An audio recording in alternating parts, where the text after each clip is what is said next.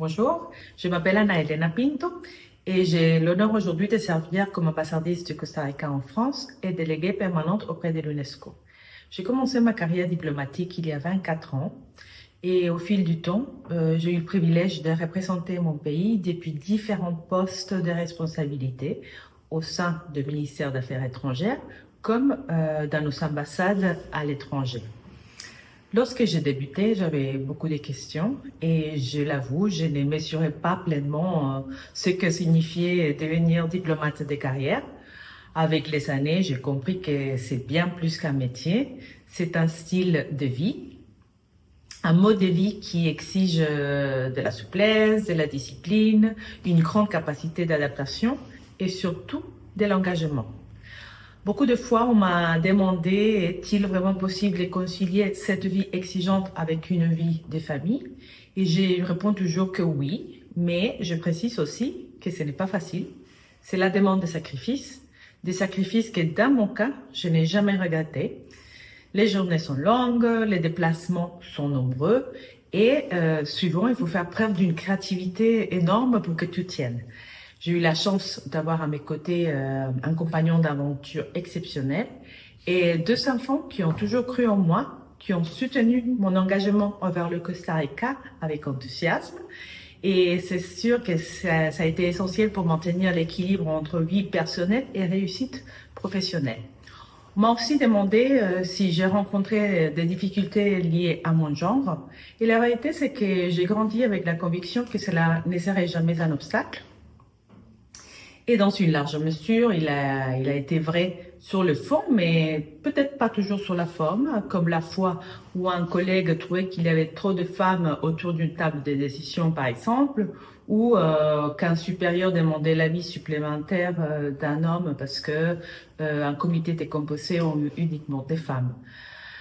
Bien que les postes que j'ai occupés, les missions qu'on m'a confiées, ont toujours été liées à mes compétences, à mon expérience et à mon engagement, je ne vais pas nier que ces remarques m'ont parfois fait réfléchir.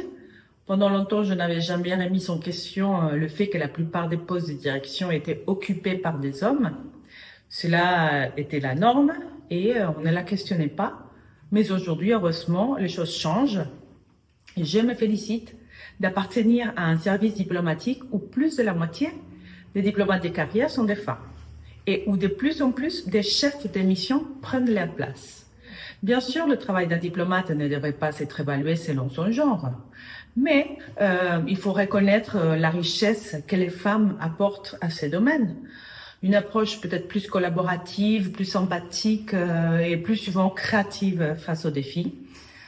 À celles qui rêvent de cette voie, je dirais simplement apprenez des langues, ouvrez-vous aux cultures, cherchez comprendre à l'autre, bâtissez des ponts et dialoguez toujours avec bienveillance.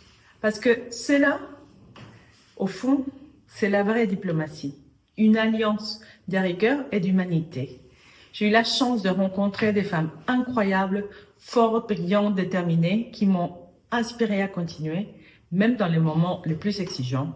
Et aujourd'hui, c'est à mon tour de dire à la nouvelle génération, osez rêver grand, osez occuper de l'espace, osez croire que votre voix a de la valeur. Le multilatéralisme a besoin de vous, de votre énergie, de votre créativité et de votre capacité à tisser des liens là où les autres voient des frontières. Chaque décision, chaque mission, chaque négociation est une occasion de construire un monde plus juste et plus humain. Quand vous le faites avec passion, les sacrifices en valent toujours la peine. Je suis fière de mon parcours, non parce qu'il a été facile, mais parce qu'il m'a permis de servir à des causes plus grandes que moi. Et de montrer à mes enfants que les rêves, quand ils s'appuient sur le travail et la persévérance, peuvent devenir une réalité. Alors, à toutes les jeunes femmes qui m'écoutent, le monde a besoin de votre voix. Le multilatéralisme a besoin de votre courage et ne doutez jamais, vous avez tout ce qu'il faut pour y arriver. Merci beaucoup.